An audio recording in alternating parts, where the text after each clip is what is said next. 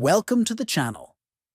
Today, we are going to explore an essential feature in Google Earth that allows you to measure distances between locations on the map.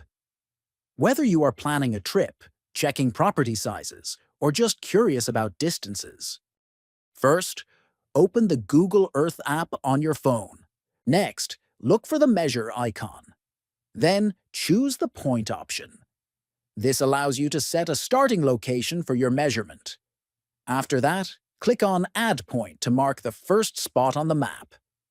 You can drag the measurement line to the next location you want to measure. Once you have reached the desired point, you can continue adding points if you want to measure multiple segments.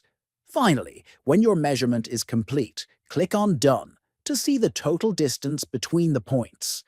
If you found this guide helpful, make sure to like this video, subscribe to the channel, and share it with others. Thanks for watching, and see you in the next tutorial.